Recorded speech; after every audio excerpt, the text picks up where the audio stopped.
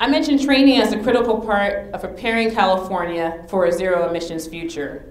We've put over $15 million into training programs through the Employment Training Panel and Employment Development Department, and have provided training funds for 5,300 mechanics and technicians. Central to the success of the AB 118 program has been its ability to leverage other government and private sector funds.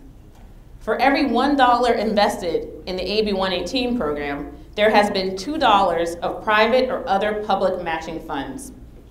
For the nearly $250 million we have distributed in grant contracts, private firms have invested $348 million in matching funds, and the U.S. Department of Energy has matched with $105 million in ARA funds. A number of the AB 118 projects received funding from local air districts and regional partners, such as South Coast AQMD, the Air Resources Board, the Metropolitan Transportation Commission, and the federal agencies.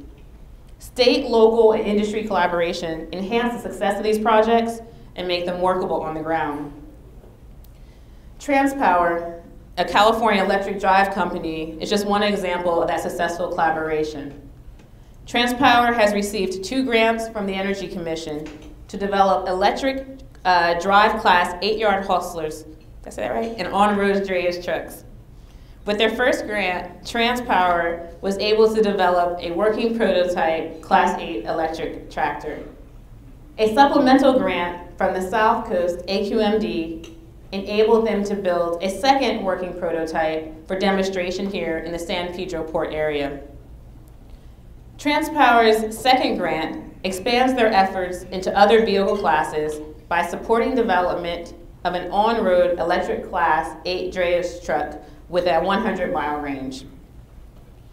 Helping companies such as Transpower, EV Connect, Electric Vehicles International, Motive Power, Boulder Electric, and Zero Truck that facilitate cleaner goods movement, innovate, and scale is what the AB 118 program is about.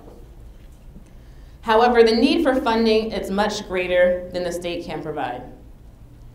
Indeed, the AB 118 program was oversubscribed by a factor of 6 in the first 2 years, when $1.2 billion in funding requests were received, and we only had money for $204 million in projects, not to mention about 8 staff who had to read all those applications.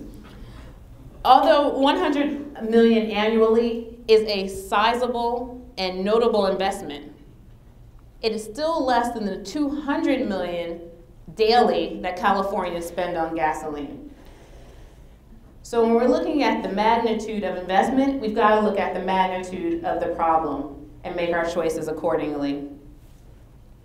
Over the next decade, private investment and funding programs, such as the AB 118 program, are needed, and we should encourage their extension.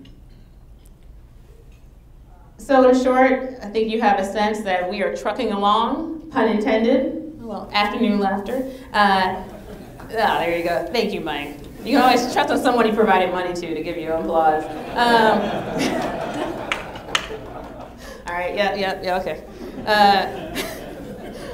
I want to again congratulate the port community for their tremendous achievement in reducing emissions from port and drayage operations, and for holding this important dialogue today.